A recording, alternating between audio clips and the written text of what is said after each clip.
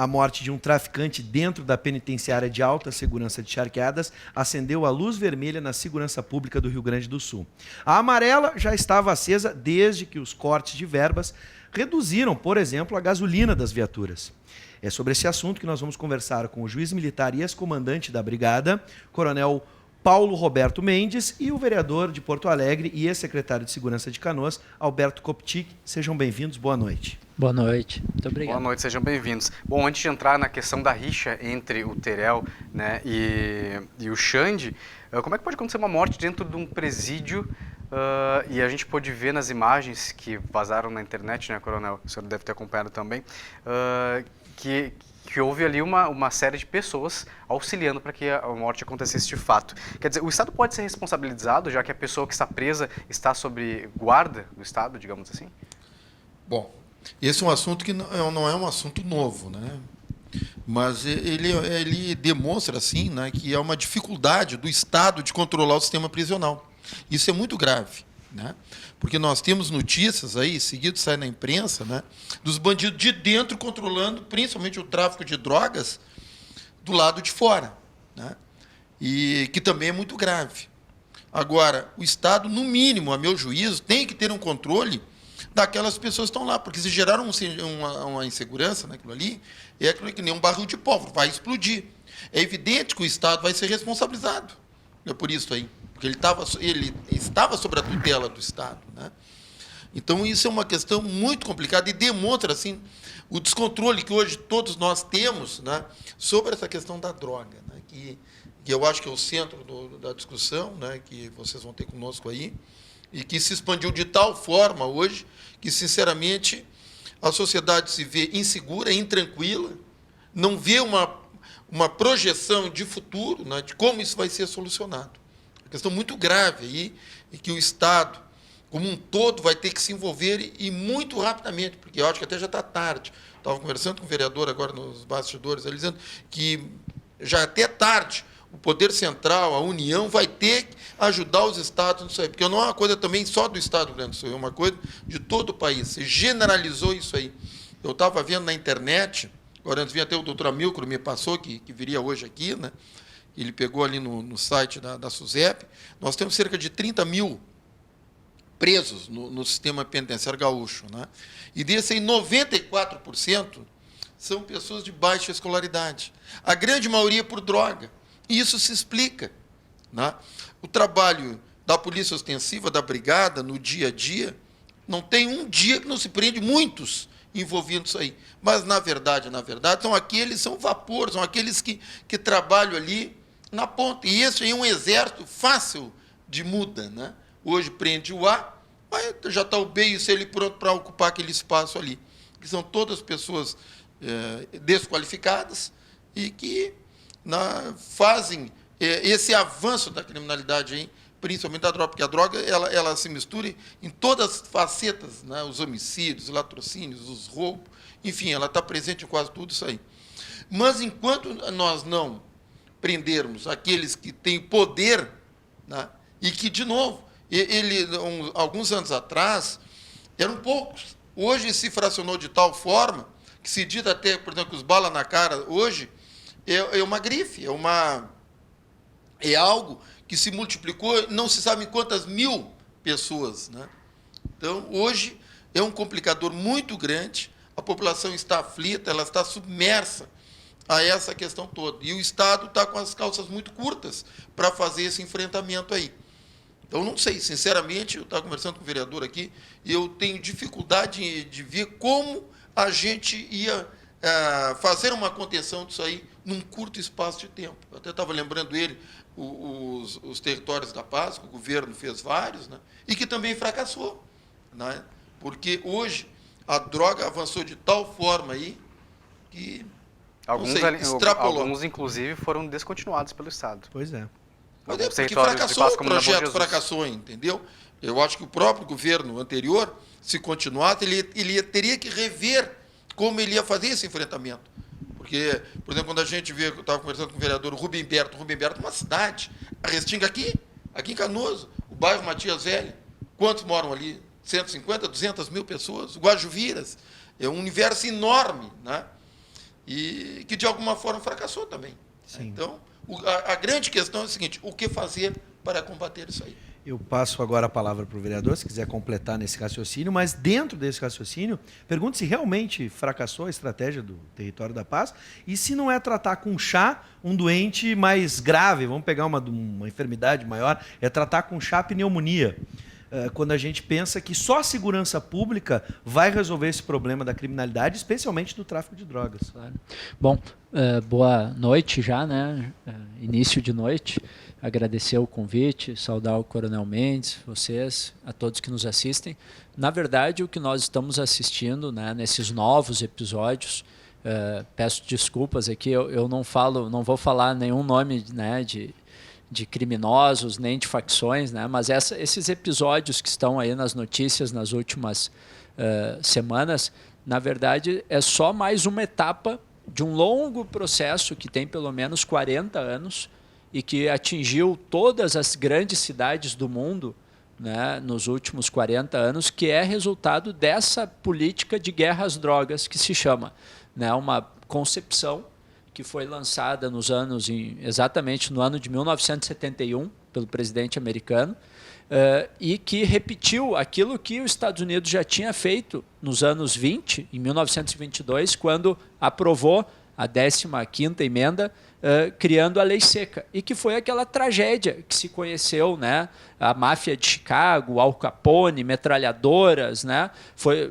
Os homicídios em 12 anos que vigiu essa lei aumentaram 320% nos Estados Unidos, né? Exatamente porque se tirou da legalidade o consumo do álcool e se baixou para a ilegalidade, criando um mercado poderosíssimo. E se repetiu agora essa concepção, né, que eu compreendo que as pessoas, pelo menos no Brasil hoje, é a única forma que enxergam de como lidar com o problema das drogas, mas existem várias outras formas que tiveram e têm tido mais êxito, tanto para reduzir o consumo, né, a idade do consumo entre os jovens, a quantidade do consumo, o que consome, quais drogas se consome, né, e tem muito mais sucesso também, principalmente para reduzir as taxas de violência.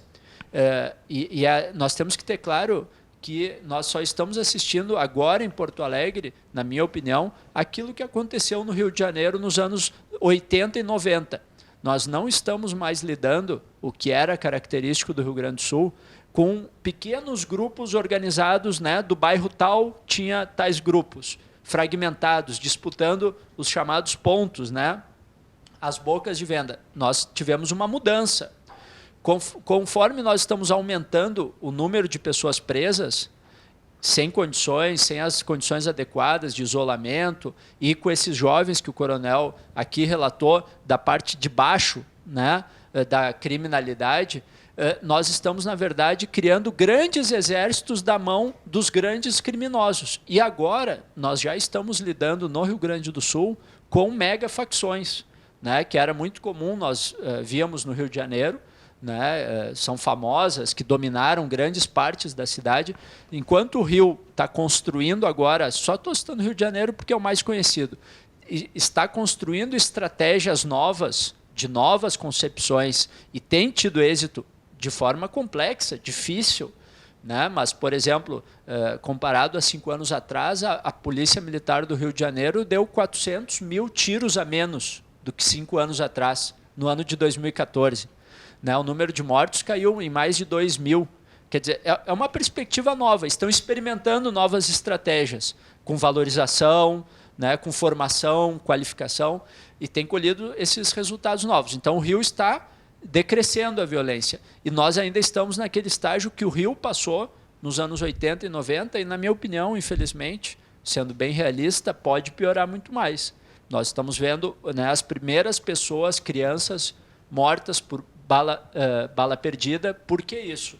Porque o uso do fuzil começou a ser feito. Eles já tinham muitos fuzis, né? já é um processo crescente, o coronel tem muito mais experiência que eu nessa questão do policiamento de rua. O fuzil já existia. Agora, como as facções estão cada vez mais poderosas, o confronto está ficando mais violento. Ele é no meio da rua. a qualquer hora do dia. Então, o que eu estou relatando esse processo histórico para dizer o seguinte: se nós continuarmos fazendo da mesma forma, o processo vai continuar se agravando. E a culpa não é dos policiais, né? As nossas polícias, tanto a Polícia Civil quanto a Brigada, eu trouxe esse estudo aqui, né, em outra edição, as polícias têm prendido mais, apreendido mais armas, recuperado mais carros, só que tudo dentro dessa concepção, né, de guerra às drogas, onde o próprio sistema vai acumulando muito dinheiro. Sim. Né? Então, acho que nós temos são duas questões, para não falar só do problema. Nós temos que pensar estratégias mais integradas de ocupação dos territórios, né? Entre a inteligência, entre a civil e a brigada, né? Nós tivemos, sim, aqui em Canoas, eu acho que uma bela experiência, que não é perfeita, nem resolveu o problema, mas foi uma tentativa que teve seus resultados, que foi a Operação Cova Rasa, por exemplo, né, no que iniciou a implementação do Território da Paz Guajuviras em 2010. Ministério Público, Brigada, Polícia Civil juntos, o que eu acho que tem que ser, né, não pode cada um ficar brigando separado. Nós tivemos 42 prisões com todos os chefes daquele território, né? Não prendemos uma facção, mas sim os chefes, com uma investigação já bem feita, né, para ter o subsídio da condenação. E logo em seguida a Brigada Militar, na época estava o governo Ieda ainda, e nós, independente de partido, dialogamos e tivemos a entrada de 170 policiais fazendo uma saturação. E logo em seguida os projetos sociais, a Casa da Juventude, a Casa das Mulheres da Paz, o Centro de Mediação de Conflito e os projetos de infraestrutura. 12 quilômetros de asfalto, que o prefeito Jairo coordenou toda essa. Então, foi uma ação integrada. E depois o detector de tiro, ao final desse processo, né? Bom, era preciso mais. Claro que não se faz uma ilha, né? Como esse processo que teve o dinheiro do governo federal, que infelizmente não está mais colocando esse dinheiro, né, deveria ter se expandido com esse planejamento, que eu acho, pessoalmente, apesar de partilho deste conteúdo, né, que o governador Tarso propôs, mas a forma específica como foi implantado em Porto Alegre, eu acho que não teve toda essa integração com a prefeitura e esse planejamento, né? Ao invés de fazer 5, teria sido melhor ter feito 1 bem planejado, né? E a partir dali. Mas isso, repito, também não é a solução. É só uma estratégia nova. Ao invés da gente fazer centenas de prisões, né, o dia inteiro, a brigada coloca no central diariamente 120 pessoas, a maioria jovens da periferia. Sim. Isso vai nos levar para algum lugar?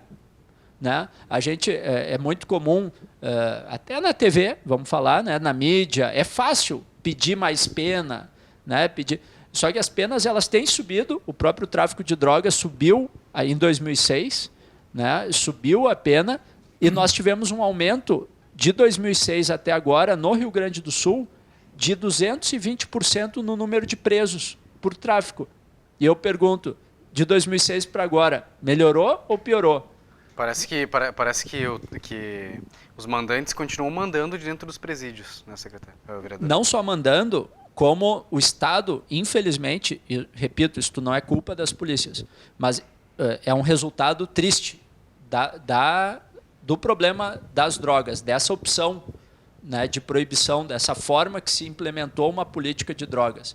Infelizmente, hoje o Estado, cada vez que prende alguém e apresenta lá no Central, ele está arregimentando um novo soldado para aquela facção. Né? São as facções que comandam. Nós temos facções hoje que tem mais de 5 mil membros no Rio Grande do Sul. Né? A gente é acostumado a ver os filmes de máfia, né? Os filmes americanos. Nós temos hoje organizações de grande porte já, com grande poderio econômico, e que se você tira o chefe, não só entra um outro de tarde naquele ponto, como você apreende ali 10 fuzis, submetralhadora, eles já têm tanta capacidade econômica que aquilo é reposto no mesmo dia. Sim. Então, o cuidado, né, você falou de remédio, concluo aqui para a gente poder ouvir o Coronel Mendes. O que eu acho que nós estamos dando um remédio há 40 anos, o doente só piora e a gente vai aumentando a dose do remédio. ao invés de parar e pensar e discutir seriamente, despido de questões, né, talvez até de como nós gostaríamos que fosse, e discutir mais como é a vida real, né, para pensar exatamente alternativas para o problema tanto das drogas quanto de segurança pública. Só cito, tem várias cidades no mundo que reduziram a violência. Né? Tem concepções que falam muito de Nova York, ali dá para se discutir vários assuntos, mas Nova York não caiu o consumo de droga, de cocaína. A ilha de Manhattan consome 5 vezes mais cocaína que o Rio de Janeiro. Mas eles acertaram na estratégia de reocupação territorial e projetos para os jovens, que aqui não é muito dito. Né? Foram mais de 2.000 quadras de basquete, só para dar um dos exemplos da política que foi feita. Né? Então, temos que pensar outras estratégias de ocupação territorial e puxar boa parte dessa juventude. Jogar ela para dentro do presídio só está fortalecendo as facções. Agora, eu pergunto para os dois, de forma bem objetiva. A gente fala muito em educação. E a gente, obviamente, quando fala em educação, vai também tratar das pessoas que consomem, né, a droga especificamente. Mas esses líderes, me lembra muito o roteiro do filme Tropa de Elite, que surpreendeu muita gente ao mostrar como era o universo do tráfico no Rio de Janeiro em 1980, início da década de 90, mas fala de uma estrutura acima desses líderes de facções que às vezes são financiados até mesmo pelo poder político. Então, a estratégia, claro, falar em educação, em território da paz é importante, mas na questão da segurança pública, não falta um pouco de inteligência para chegar numa cabeça, numa eminência parda, por exemplo, que não aparece como esses líderes do tráfico, mas é suportada de alguma forma sobre a estrutura que a gente vive hoje no Brasil, de corrupção, entre outras coisas? Na sua opinião, claro que a opinião do coronel é de quem está no dia a dia, mas o que o senhor pensa a respeito disso? Olha, na verdade, o tripé principal do Estado, educação, segurança e educação, infelizmente fracassou. Sim. A saúde a gente sabe como é que está, a educação a gente sabe como é que está e a segurança a gente sabe como é que está. Então, eu acho que tem que retomar esse assunto aí, né? de desenvolver políticas aí que realmente ajudem a resolver essa questão, porque uma coisa está ligada com a outra. Né? Por exemplo, essa questão da droga, o Estado, né? Quando a gente fala no Estado, a gente fala no país, né? Não tem clínicas, hospitais para recepcionar esse público todo. É muito caro isso aí. Então, o que a gente vê? Né? Não tem muita solução. Quem tem muito dinheiro ainda consegue, com muito esforço, algumas clínicas particulares, mas o Estado não tem. Né? A educação, nós vimos aí hoje que ela está... Né? O sistema carcerário, que era para ressocializar, não ressocializa ninguém, até se fala que é uma pós-graduação, né? É um aperfeiçoamento no crime. Então, isso é o que a gente vê.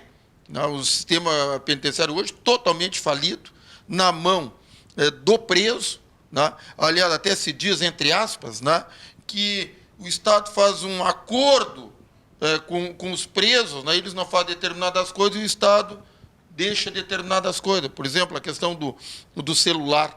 O celular não é uma questão impossível para banir o celular lá. Isso é verdade, coronel? Bom, é o que todo mundo diz, entendeu? E me parece que é verdade. Porque como é que entra tanto celular dentro? A droga está lá dentro, né?